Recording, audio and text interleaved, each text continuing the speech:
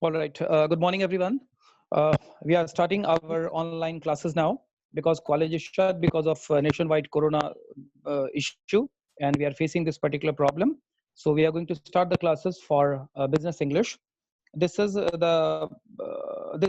this particular moment we have BCom second semester students in this group, and we are on with the classes. And business English is one of the papers for all the AKU students. So anybody who is studying in Aryabhat Knowledge University Patna, who is the student of this particular university, no issue where exactly he or she is studying, but this very session is going to be helpful for all the students.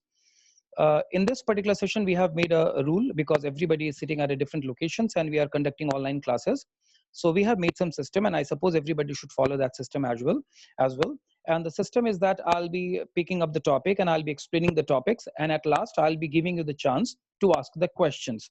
अगर कोई इसकी video recording देख रहा हो तो वो उस video recording में कमेंट सेक्शन में भी लिख सकता है, तो देर सवेर बाद में भी मैं रिस्पॉन्ड दूंगा। फिलहाल तो हम लाइव क्लासेस के बारे में बात कर रहे हैं। अभी मैं आपसे एक स्क्रीन शेयर करूंगा और उस स्क्रीन के थ्रू ही फिर हमारी बातें चलेंगी। Aryabhatta knowledge university second semester में और BCA bachelor of computer application Aryabhatta knowledge university second semester और BBA bachelor of business administration second semester AKU, इन सारी क्लासेस का सिलेबस जो इंग्लिश का है वो सेम है। तो ये वीडियो लेक्चर सभी स्टूडेंट्स के काम आएगा। अभी हम लोग एक टॉपिक को पिकअप कर रहे हैं। बिजनेस इंग्लिश में बहुत सारे टॉपिक्स हैं, जिसमें से एक टॉपिक जो अभी हम पिकअप कर रहे हैं वो है हमारा who moved my cheese. It's a novel written by Spencer Johnson, और अभी हम लोग उस नॉवेल को बेसिक जो उसके कॉन्टेक्स्ट हैं, किस तरीके से उसको कहा गया है, what exactly has been said and how you are supposed to study, we are going to discuss about that. लगभग आधे घंटे का सेशन होगा बिकॉज 10 मिनट हमको कुछ एडजस्टमेंट करने में लगा है और उसके बाद ऑटोमेटिकली ये बंद हो जाएगा। तो हम कोशिश करेंगे कि 20-25 मिनट तक मैं लगातार बोलूं, आप लोग को बताऊं, और इन बिटवीन अगर आपके कोई क्वेश्चंस होंगे तो you will be unmuting your microphone and you will be asking. Data का इशू है, इसलिए सभी लोग माइक्रोफोन ऑन करके जब बोलना होगा बोलेंगे परमिशन लेकर के, और उसके बाद आपके क्वेश्चन होंगे, फिर मैं रिस्पॉन्ड करूंगा और उसके बाद आगे के स्टूडेंट्स अगला क्वेश्चन कर सकते हैं। आप लोग रिस्पॉन्ड करिए। अगर आप लोग लाइव क्लासेस जो मेरे को सुन पा रहे हैं तो अपने माइक्रोफोन को अनम्यूट करके रिस्पॉन्ड करिए मुझे, ताकि मुझे समझ में आ जाए कि कम्युनिकेशन टू वे है। मेरी आवाज क्लियर है? इंस्ट्रक्शंस क्लियर है सबको? Yes, sir. Yes, sir. Yes, sir. Yes, sir. That is fine. Perfect. Now I'm going to share the video, my screen. अब मैं अपना स्क्रीन शेयर करता हूँ।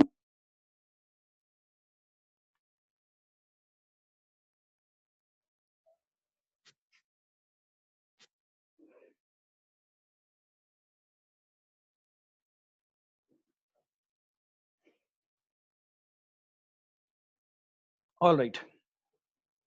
आप लोग पढ़ पा रहे हैं? Yes, sir. Fine. Yes, sir. Fine.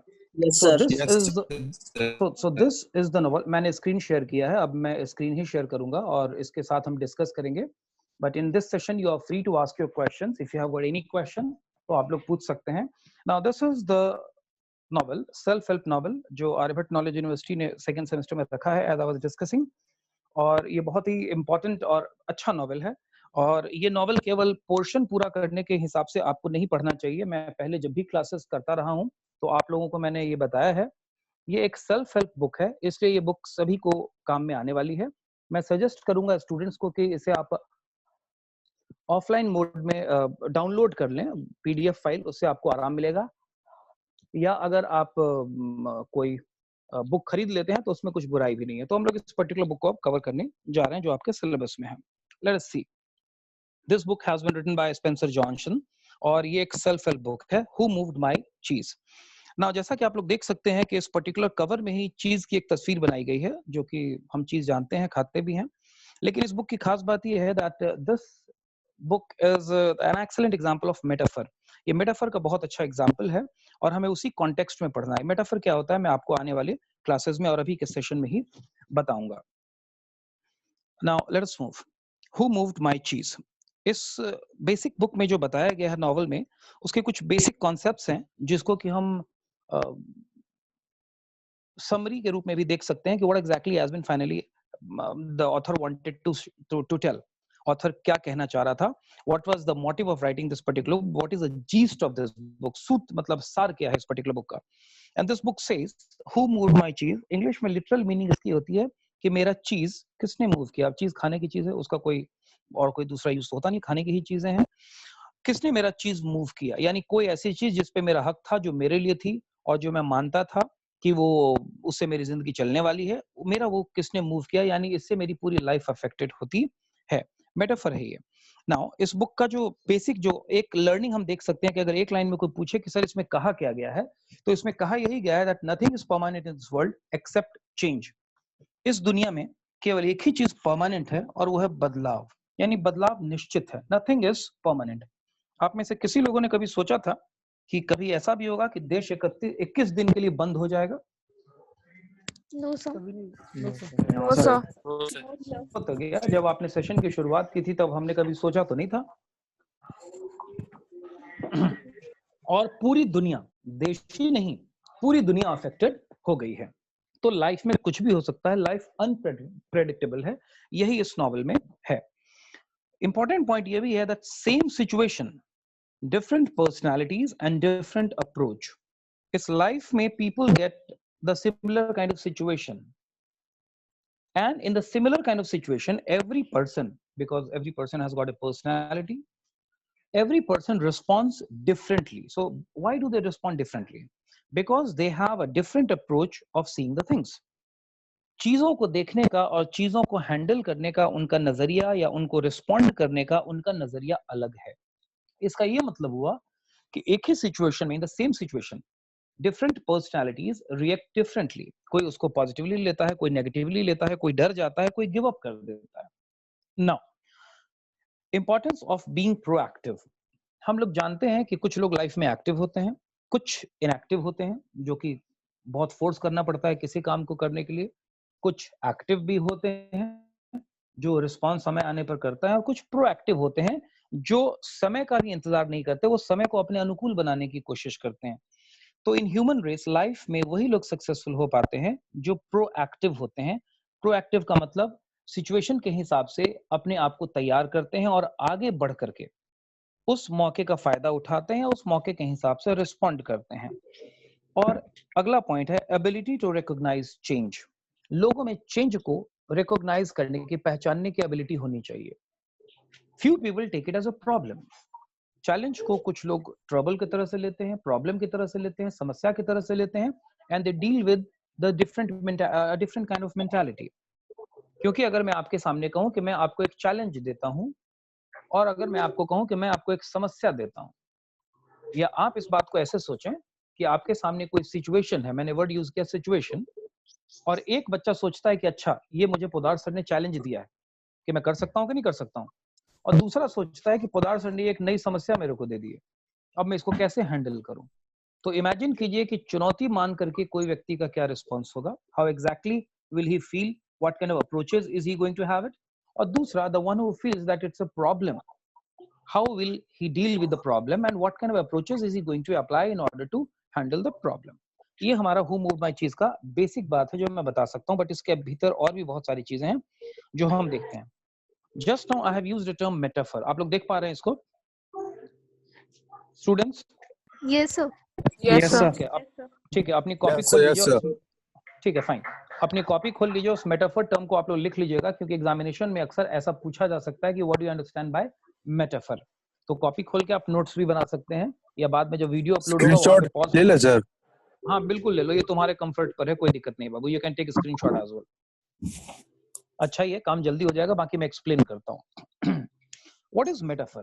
Metaphor हमेशा कहते हैं it's a kind of figure of speech in which a word और phrase is applied to an object और action to which it is not literally applicable. इसका मतलब ये हुआ कि मेटाफर का मतलब होता है it is a kind of figure of speech, जिसे फिगर ऑफ स्पीच कहते हैं, जिसमें वर्ड की लिटरल मीनिंग नहीं होती है। लिटरल मीनिंग नहीं होने का मतलब क्या हुआ? वर्ड का शाब्दिक अर्थ नहीं होता है। सपोज करो अभी मैं किसी एक स्टूडेंट को अभी मैं 100 रुपए दूं और उसे कहूं कि एक काम करो ना, मार्केट जाओ और मेरे लिए चीज ला करके ले आओ, तो तुम क्या लेकर के आओगे बाजार से? खाने चीज लेके आओगे, क्योंकि सर आपने चीज कहा है तो मैं चीज ही लेकर के आऊंगा। यहाँ लिटरल मीनिंग है इसका। लेकिन जब मैं यहाँ पे कहता हूँ इस कहानी में कि चीज, तो यहाँ पर चीज का लिटरल मीनिंग नहीं है। Here, cheese represents to something which you wish to have. Microphone of, microphone of. किसी बच्चे की आवाज आ रही है, माइक्रोफोन ऑफ कर दो बाबू। Here, cheese represents something which one wishes to have in his or her life. ये आपका गोल है. Now in our life we wish to have a number of things. इसका मतलब केवल मेटेरियलिस्टिक चीजों से ही नहीं है. माइक्रोफोन सब लोग ऑफ कर देना, अपना देख लो एक बार टच करके स्क्रीन को. अपने से माइक्रोफोन ऑफ रखो, डिस्टरबेंस नहीं होगा. जब बोलने की जरूरत हो या ऑन कर लेना. Now, cheese, I was explaining the point cheese. Cheese is a kind of metaphor which has been used in this particular novel, and it represents that something which one wishes to have. Examination में question आपसे आ सकता है, आपसे पूछा जा सकता है कि what do you mean by cheese? What does it represent in a story? Then you are supposed to answer that cheese is a metaphor which represents the desire of something, the goal of something which one wishes to achieve. For example, अभी आप मुझसे पढ़ रहे हैं और आपका objective है कि मैं चीजों को सीख लूं. ये आपका चीज हुआ. कोई और स्टूडेंट होगा जिसका ऑब्जेक्टिव है कि मैं पढ़ लिख करके यूनिवर्सिटी में टॉप कर जाऊं, ये उसका चीज है. कोई और होगा जिसका चीज होगा मैं बड़ा होकर के नौकरी करूं और फलाने कंपनी में जाऊं, ये उसका चीज है. अब आप समझ रहे होंगे चीज का मतलब केवल पढ़ना और नौकरी ही है. ऐसा नहीं है. कोई चाहता है कि मैं जिंदगी में बड़ा नाम कर लूं, या कोई चाहता है कि मेरी जिंदगी में कोई व्यक्ति रहे. तो इस पर्टिकुलर नॉवल में चीज को आप जिस चीज से जोड़ना चाहें अपने लाइफ के गोल से जोड़ सकते हैं, चाहे वो आपको इमोशनली सेटिस्फाई करता हो, चाहे वो आपको फाइनेंशियली सेटिस्फाई करता हो, या वो आपको स्पिरिचुअली सेटिस्फाई करता हो. सो मेटाफर एक फिगर ऑफ स्पीच है जिसमें वर्ड और फ्रेज की लिटरल मीनिंग नहीं होती है. वो किसी चीज को शाब्दिक तरीके से व्यक्त करता है. That is one thing. It's a thing regarded as representative or symbolic of something else. I hope कि इसकी मीनिंग आप लोगों को अब क्लियर होनी चाहिए. ये आप लोग देख पा रहे हैं स्क्रीन को, मैंने कुछ किया है, आप लोग देख पा रहे हैं? Yes, sir. ठीक है. Yes, sir. ठीक है, आप Yes, sir. ठीक है, फाइन, स्क्रीनशॉट ले लेंगे और बाद में आगे काम आएगा. अगले पॉइंट पर आते हैं. अभी मैंने एक वर्ड यूज किया मेटाफर. ठीक है. अब इस पर्टिकुलर चीज में देखते हैं कि किन किन मेटाफर को यूज किया गया है. तो इस पर्टिकुलर नॉवेल में जो कैरेक्टर्स हैं अगर हम उसको समझ लेंगे, क्योंकि हर एक कैरेक्टर ही सिंबॉलिक है, हर एक प्लॉट में इस्तेमाल की गई चीजें ही सिंबॉलिक है. इसमें कुछ इंपॉर्टेंट चीजें हैं जो मैं आपको शुरू में बता दूं. Though we have covered these things in the class also, तो आपको समझने में थोड़ा आराम रहेगा. But few people WhatsApp me कि सर जो टॉपिक पढ़ाइएगा तो शुरू से पढ़ाइएगा, छूटा हुआ है. तो मैं ये मान के चल रहा हूँ कि जिनका छूटा हुआ है किसी भी वजह से, वो इस वीडियो को कभी भी देखेंगे तो कवर अप करने में उनको मदद होगी. बाकी जिन लोगों ने क्लास में कवर कर रखा था, जो रेगुलर थे, उनको ये सारे टॉपिक्स जाने पहचाने लग रहे होंगे क्योंकि हमने क्लास में कवर किया था. तो मैं दोनों ही तरीके के स्टूडेंट को कैटर करने की कोशिश कर रहा हूँ. द फर्स्ट थिंग इज मेज. शाब्दिक मीनिंग देखते हैं कि व्हाट एग्जैक्टली मेज मींस. मेज का मतलब होता है भूल भुलैया.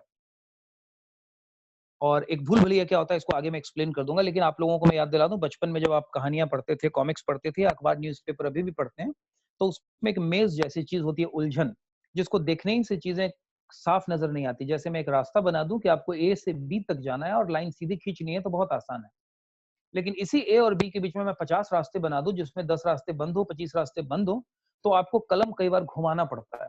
आप लोगों ने कभी ऐसा गेम खेला है कि इस लाइन को Yes. उस लाइन तक मिलाना होता था और बीच में आप किसी दीवार पे अटक जाते थे? Yes, Yes, sir. मेज, वेरी गुड. मेज की सबसे बड़ी खासियत ये होती है, जो चैलेंज भी है, प्रॉब्लम भी है और वो हौसला तोड़ने वाला भी होता है मेज. उसकी खासियत यही होती है कि एफर्ट का आपका जो भी आप एफर्ट कर रहे हैं, वो एफर्ट सही दिशा में जा रहा है, राइट डायरेक्शन में है या रॉन्ग डायरेक्शन में है, इसका पता आपको फेल होने या पास होने पर ही लगता है. यानी रिजल्ट का हमें पता नहीं होता, हमें केवल एफर्ट किए जाते रहना पड़ता है. तभी तो आप मेज में बढ़ते चले जाते हैं और अंत में आपकी कलम कहीं पर रुक जाती है कि ये वॉल तो ब्लॉक था. अब आपका हौसला टूट जाता है कि मेहनत तो मैं सही कर रहा था. लेकिन अगर आपको रास्ता मालूम हो तो बड़ा से बड़ा डिस्टेंस आप कवर कर सकते हैं. मेज की यही खासियत होती है, यही चैलेंज है जो उसे डिफिकल्ट बनाता है. दूसरा कैरेक्टर इसमें है, इसमें 4 कैरेक्टर्स हैं जिसमें 2 ह्यूमन बीइंग्स हैं और 2 स्मॉल माइस हैं. तो माइस का नाम स्निफ और स्करी रखा गया है. क्यों रखा गया है वो मैं उसको बताऊंगा, अभी मैं केवल कैरेक्टर का नाम बता रहा हूँ. हेम और हॉ 2 ह्यूमन बीइंग्स हैं जो बहुत स्मॉल साइज के हैं. और एक चीज वो है चीज, जिस मेटाफर को मैंने अभी अभी एक्सप्लेन किया कि चीज का मतलब क्या होता है. तो ये तो केवल नाम है. अब इस नाम को थोड़ा मैं डिटेल में आपको एक्सप्लेन करता हूं तो आपको समझने में थोड़ा और आराम रहेगा. मेज आप लोग देख पा रहे हैं स्क्रीन पर? Yes, sir. Yes, sir. Yes, sir. आप समझ पा रहे होंगे आप लोग कि मेज क्या होता है. यू विल रियलाइज कि इसमें हम कदम आगे बढ़ाते चले जाएंगे, लेकिन हमें समझ में नहीं आता कि वो कदम सही है कि वो गलत है, उसका पता हमें बाद में चलता है। सामान्य भाषा में आप इसे भूल भुलैया भी मान सकते हैं। सेकंड मेटाफर जो यूज किया गया है दैट इज चीज।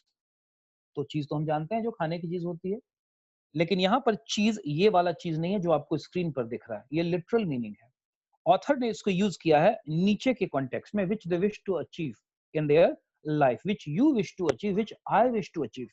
मैं जो गोल पाना चाहता हूं वही मेरा चीज है, वही मेरी मंजिल है, जो भी हम करना चाहते हैं, ये मेटाफर है। तो अब आप लोग याद रखेंगे कि जब कभी भी ऑथर अगर वर्ड यूज करे कि चीज, तो आप इस चीज को याद रखेंगे कि ऑथर का मतलब इस वाले चीज से नहीं है। ऑथर का मतलब है जो आपका गोल है, इसमें जो भी आपका गोल है, चाहे वो कोई ह्यूमन बीइंग हो, चाहे वो कोई आदमी जो आप अपनी जिंदगी में पाना चाहते हो, चाहे कोई लक्ष्य जो आप पाना चाहते हो, कुछ भी जो आप करना चाहते हो वो आपका चीज है। नाउ अब हमारे पास दो कैरेक्टर थे जिनके बारे में मैं बात कर रहा था, टोटल 4, एक एक करके हम बात करते हैं। तो हमारे पास दो कैरेक्टर थे जिसमें पहले दो कैरेक्टर्स का मैंने जिक्र किया था, देवर स्मॉल माइस, और वो है स्निफ एंड स्करी। माइस है, सिंबॉलिक है इस कहानी में, याद रहे। स्निफ का मतलब, स्निफ एक वर्ब है जिसका मतलब होता है सूंघना। स्निफ, स्निफ वर्ड से बना है स्निफर, और स्निफर वर्ड से आप लोगों ने सुना होगा स्निफर डॉग, पुलिस के पास सूंघने वाले कुत्ते होते हैं। तो यहाँ जो सूंघना वर्ड बताया जा रहा है, लिटरल मीनिंग तो है नहीं, इसको आप सीधा सीधा ऐसे भाषा में समझे कि ये कहा जा रहा है भांपने वाला। सूंघ के वो बक्से में क्या है, कुत्ता भांप ही तो लेता है। तो ये वो लोग हैं जो मौके को भांप लेते हैं, यानी जो एनालाइज करते हैं कि जिंदगी में क्या होगा। यानी स्निफ की खासियत ये है कि वो प्रॉब्लम या सिचुएशन के आने से पहले एनालाइज करके समझ जाता है कि क्या होना संभावित है। जैसे कोरोना का प्रकोप इंडिया में फैल रहा है, अब इससे पहले कि ये बड़े लेवल पे फैले, लोगों ने कहा कि 21 दिन का लॉकडाउन होगा। ये स्निफिंग जैसा काम है। अगर इस स्निफिंग के काम को और पहले कर लिया जाता तो शायद और पहले इसको मजबूती से ही कंट्रोल किया जा सकता था। स्निफिंग है। अब आपकी और हमारी एबिलिटी है कि कितने अच्छे तरीके से हम एनालाइज कर पाते हैं। तो स्निफ का मतलब होता है किसी चीज को भांपना या सूंघना, लिटरल मीनिंग इसकी होती है सूंघना अगर आप डिक्शनरी में खोजेंगे तो। और स्करी वर्ड का मतलब होता है जल्दीबाजी, हरीली, यानी समय को बर्बाद नहीं करना। तो आप लोग इसका भी स्क्रीनशॉट ले लें, आप लोग को ये काम आएगा, ये वर्ड्स का डेफिनेशन कभी आपको जरूरत पड़ेगी तो Sniff is one who seeks change early and Scurry is one who moves into the action quickly, जो किसी भी एक्शन में क्विकली चला जाता है, समय बर्बाद नहीं करता है। फास्ट होने का यही तो मतलब है, तेज होने का यही तो मतलब है कि आप बहुत जल्दी रिस्पॉन्ड करते हैं, आपका रिस्पॉन्स टाइम बहुत फास्ट होता है। इनकी खासियत क्या थी? Very active and ready for change once they entered the maze. Life में जब भी ये लोग जाते थे, मेज का मतलब आप उस भूल भैया को भूल जाएं, मेटाफर को हम एक्चुअल सेंस में अब हम लेना शुरू कर देते हैं, जैसा ऑथर हमसे चाहते हैं हम एक्सपेक्ट करें। लाइफ में, जिंदगी में जब कभी भी कुछ होता है तो ये उसको रिस्पॉन्ड बहुत क्विकली करते हैं, और उस बदलाव, जिंदगी के बदलाव के साथ ये बदलने के लिए, उसे एनालाइज करने के लिए ये हमेशा तैयार रहते हैं। दे never got comfortable with their environment. दो तरह की चीजें होती है, कंफर्टेबल एंड अनकंफर्टेबलनेस। कंफर्टेबल का मतलब ये होता है दैट आप उसके बाद बहुत आगे जाने की कोई कोशिश नहीं करते हैं। हालांकि आदमी को जो भी मिला है उससे लाइफ में कंफर्टेबल होना चाहिए, सेटिस्फाइड होना चाहिए, लेकिन आगे की ग्रोथ जारी रखनी चाहिए।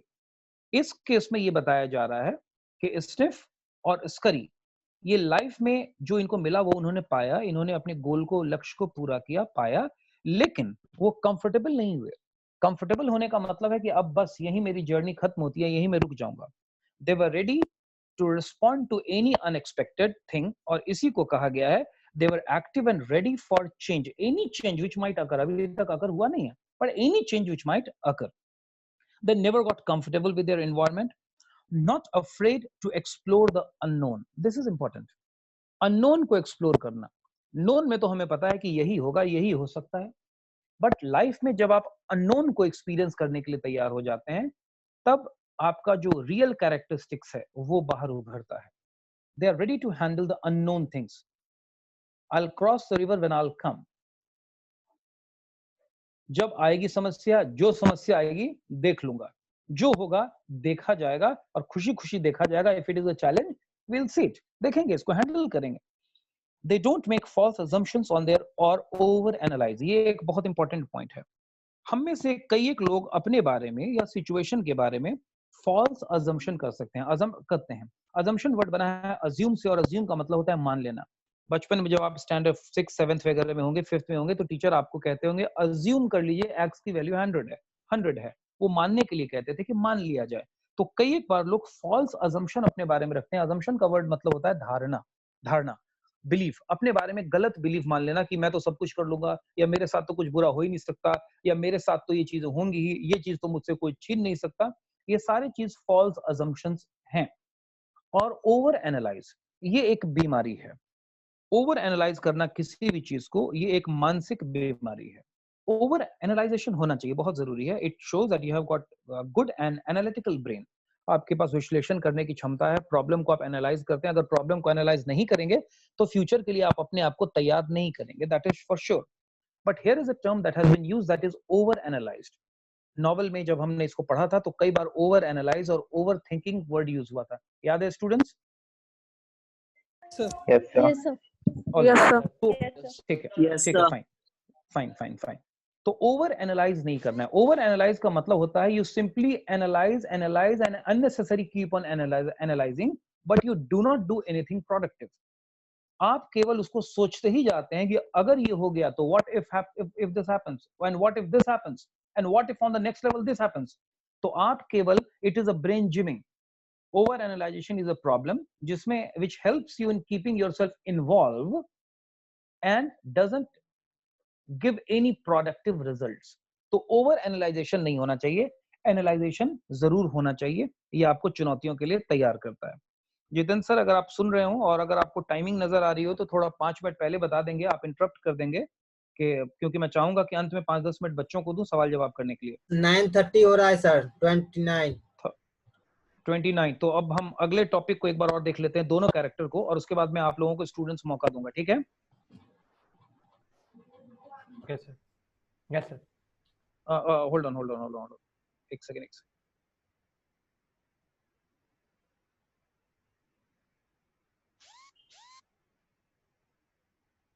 जस्ट अ सेकंड, मैं स्क्रीन शेयर कर रहा था।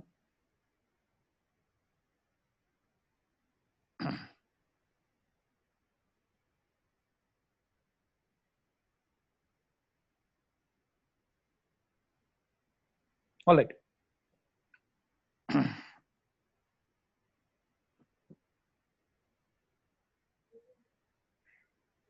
हाँ, तो स्टिफ और स्करी के बारे में, कैरेक्टर के बारे में हमने बात किया, और अब हम बात कर रहे हैं अगले कैरेक्टर के बारे में। उसके बाद मैं आपको मौका दूंगा। स्क्रीन आप लोग को दिख पा रहा है students? Yes, sir. Yes, sir. Yes, sir. Yes, अगला जो Yes, sir. हमारा अगले जो हमारे दो कैरेक्टर हैं, हमने मेज को देख लिया, हमने चीज को देख लिया, स्निफ और स्करी को देख लिया। अगले जो हमारे दो कैरेक्टर हैं जिन पर कहानी चलती है आगे, ये ह्यूमन बीइंग्स हैं। Human beings means like you and I, जैसे हम और आप हैं, ऐसे ही ह्यूमन बीइंग्स हैं। इसके ये दो कैरेक्टर थे, हेम एंड हॉ। एंड हेम की जो खासियत थी, हेम इंग्लिश का वर्ड है और ये वर्ब भी है, और हेम का मतलब होता है किसी चीज को बांध देना, लिमिट कर देना, सीमित कर देना। So him denies changes because he feels it might lead to something wrong, something negative, something bad, something worst or even worst. तो him सीमित सोच में, सीमित बंधनों में पड़ा रहने वाला व्यक्ति है कहानी के कैरेक्टर के हिसाब से, जो उसको कैरेक्टर ऑथर ने दिया है। और इस नाम का मतलब भी यही होता है, वर्ड का मतलब भी यही होता है इंग्लिश में। और वो सीमित सोच में बंधा रहता है और वो आगे नहीं बढ़ता है। ये हेम का कैरेक्टरिस्टिक्स है। और पूरे नॉवल में हेम अपने सारे कैरेक्टर्स अपने कैरेक्टर के हिसाब से ही परफॉर्म करते हैं और उसके बाद उस कहानी को आगे बढ़ाते हैं। और अगला कैरेक्टर है हॉ। हॉ learns to adapt in time because he realizes it will lead to something better. हॉ स्करी के जैसा तेज नहीं है जो तुरंत से रिस्पॉन्ड कर दे और एक्टिवली मूव कर जाए।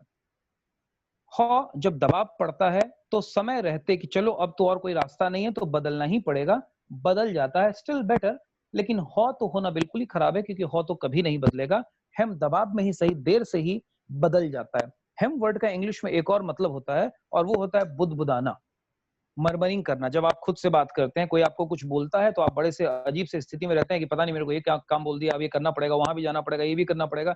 ये इस तरह की नेगेटिव चीजें कई एक लोग आपस खुद से बात करते रहते हैं। तो हॉ वर्ड का मतलब खुद से इस तरह की चीजों को बुदबुदाना या इस तरह का मतलब भी होता है। लेकिन इस पर्टिकुलर नॉवल में क्योंकि सारी चीजें मेटाफर है, फिगर ऑफ स्पीच है, हेम का मतलब है विद इन द बाउंड्री ही रहना, और हॉ का मतलब है अंडर द प्रेशर इनिशिएट करना। तो अभी हम लोगों ने कैरेक्टरिस्टिक्स के बारे में बात किया। जिन स्टूडेंट्स ने शुरुआत में इन चीजों को पढ़ा है, आई होप कि वो इन चीजों को कैरेक्टर के साथ अब रिलेट कर पा रहे होंगे। Is that clear with everyone? Yes, sir. ठीक है, अब मैं Yes. आपको मौका देता हूं। अगर आपके नॉवल तो हम लोग कवर कर ही चुके हैं, इसमें हम पूरे नॉवल को one by one, line by line तो कवर नहीं करेंगे, लेकिन इंपॉर्टेंट चीजों को कवर करेंगे। नॉवल आप सभी लोगों के पास होगा, correct? Yes, sir. Yes, sir. All right. Now कुछ लोग जो बाहर गए हुए हैं, मुझे कुछ लोगों ने मैसेज किया कि मैं बाहर गया हुआ हूं और मेरे पास किताब घर पर छूट गई है, मैं ऐसे चला आया था। आप लोगों को ये पीडीएफ फॉर्म मैंने दिया था, उस पीडीएफ को अपने दोस्तों के साथ शेयर कर देंगे और आप लोग उसको पढ़ के रखेंगे, कॉपी में नोट्स बना के रखेंगे, ताकि अगले सेशन में जब हम करेंगे तो आज के सेशन से रिलेटेड अगर आपका कोई क्वेश्चन है तो आप अगले सेशन में पूछ पाएंगे, आज भी पूछ सकते हैं।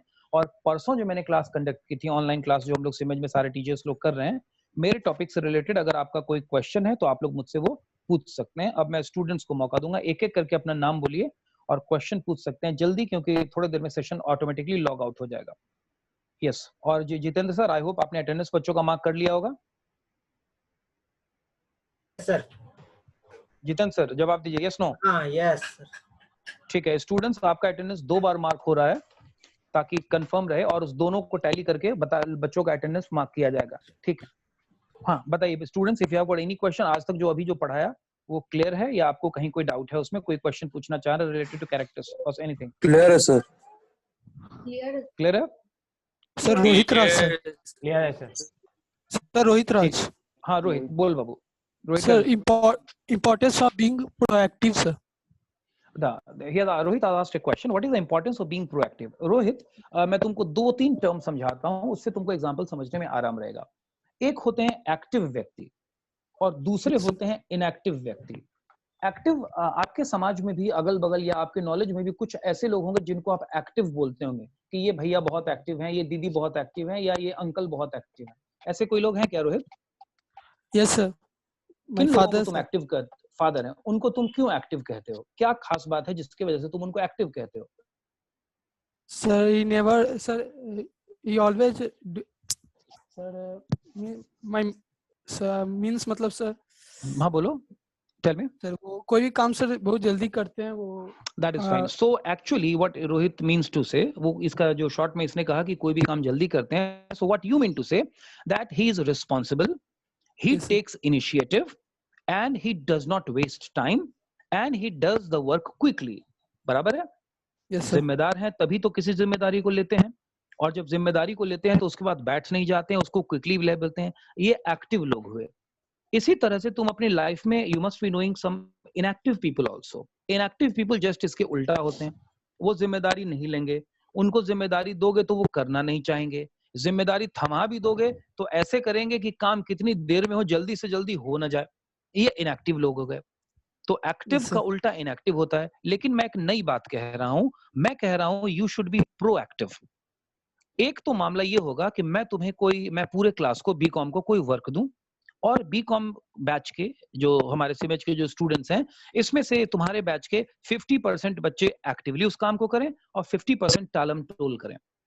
तो आधे बच्चे एक्टिव हो गए, और जो टालम टोल करने वाले हैं, बहाने बनाने वाले हैं, जिनको नहीं करना है, वो इनएक्टिव हो गए। लेकिन एक तीसरा केस भी होता है। तीसरा केस होता है प्रोएक्टिव। प्रोएक्टिव लोग मौका मिलने का इंतजार नहीं करते। They don't wait for the chance to be given, rather they initiate and take the chance, grab the chance, grab the opportunity. Suppose करो कि मैं कोई वर्क दूं और एकाएक कोई बच्चा बीच में बोल दे कि सर इस वर्क को मैं पूरा कर दूं, तो तुम रियलाइज करोगे कि वो बच्चा एक्टिव नहीं है, वो प्रोएक्टिव है, क्योंकि उसे वर्क दिया नहीं गया था। ठीक है, और उसने खुद से बोला कि सर मैं ये काम कर दूं। दूसरा केस, मैं कोई वर्क दूं और उसके बाद मैं लोगों से पूछूं कि कौन इस काम को करेगा, और इस ऑनलाइन मीटिंग में 5 बच्चे बोले कि सर मैं करूंगा। ये बच्चे एक्टिव हैं क्योंकि इनको टाइम दिया गया, इनको अपॉर्चुनिटी दी गई और इन्होंने हाथ उठा दिया। और इनएक्टिव वो हैं जिनको अपॉर्चुनिटी दी गई but they decided to remain lazy and remain unparticipative. I hope कि this gives the difference. This will let you understand the difference among active, inactive, and proactive. Is that clear now? Yes, sir. Yes, sir. ठीक है। Active का ही वो और advance version हो गया जिसे हम प्रोएक्टिव कहेंगे। ठीक है, Yes, sir. All right, I hope it was a nice session. If students, आप अपने feedback भी दे सकते हैं बाबू, और कोई question हो तो बताओ, मैं उसको respond करूंगा.